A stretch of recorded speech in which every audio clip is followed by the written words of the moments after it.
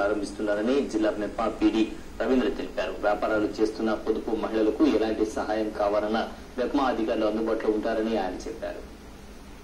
నెల్లూరు చింతారెడ్డిపాలెంలో 12వ డివిజన్లో వైఎస్ఆర్ చేయుత కింద దుకాణాలు ప్రారంభోత్సవ కార్యక్రమం జరిగింది. ఈ కార్యక్రమానికి మెప్పా పీడీ రవీంద్ర, 12వ డివిజన్ వైసీపీ ఇన్ఛార్జి చిన్నబాబు ముఖ్య అతిథులుగా హాజరయ్యారు. ఈ సందర్భంగా పొదుపు మహిళలు వారికి పుష్పగుచ్చాలు అందజేసి స్వాగతం పలికారు. అనంతరం 3 చిల్లర దుకాణాలతో పాటు ఒక హైరర్ షాప్ ను వారు ప్రారంభించారు. ప్రభుత్వం అందిస్తున్న సంక్షేమ పథకాలను ప్రజలు సద్వినియోగం చేసుకుని వారు ఆర్థికంగా అభివృద్ది సాధించాలని మెప్మా పీడీ రవీంద్ర అన్నారు. మహిళలు ఆర్థికవేత్తలుగా ఎదగాలన్నదే ముఖ్యమంత్రి జగన్మోహన్ రెడ్డి లక్ష్యమని ఆయన చెప్పారు.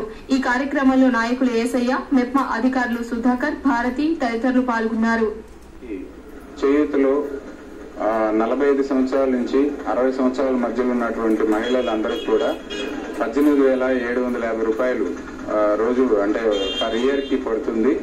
దానికి రాబోయేటువంటి 3 సంవత్సరాలు మిగతా 3 సంవత్సరాల్లో కూడా 56,250 రూపాయలను కూడా ముందుగానే బ్యాంకులు శాంక్షన్ చేసి వీళ్ళకి 75,000 రూపాయలతో ఐటీసీ, ఈ పిఎన్జీ లాంటి కంపెనీలతో టైఅప్ చేసుకొని వాళ్ళకి కావాల్సినటువంటి సరుకులన్నీ కూడా వీళ్ళకి ఇక్కడ డోర్ డెలివరీ ఇవ్వడం జరుగుతుంది.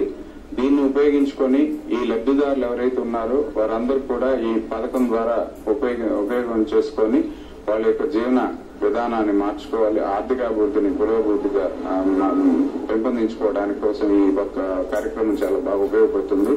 మన గౌరవ ముఖ్యమంత్రి గారు ఐటీసీ లాంటి 6 కంపెనీలతో ఒప్పందం చేసుకోవడం జరిగింది. వీళ్ళ కోసంగా వీళ్ళకి పెట్టుబడి కొరత లేకుండా అదేవిధంగా కంపెనీల నుంచి వచ్చేటువంటి లబ్ధిని కూడా వీళ్ళకి తక్కువ రేట్లో ఇప్పించడం జరుగుతుంది.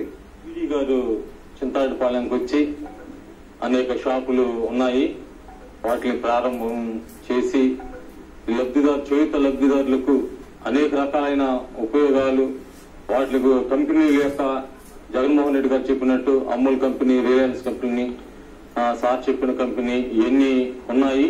ఇవన్నీ ప్రజలకి తెలియపరిచి వాళ్ళని చైతన్యపరిచి అనేక షాపుల్ని ప్రారంభించడం జరిగింది. ఎమ్మెల్యే గౌరవ ఎమ్మెల్యే గారు కోటమిరెడ్డి శ్రీధర్ రెడ్డి గారి సూచనల మేరకు మేమంతా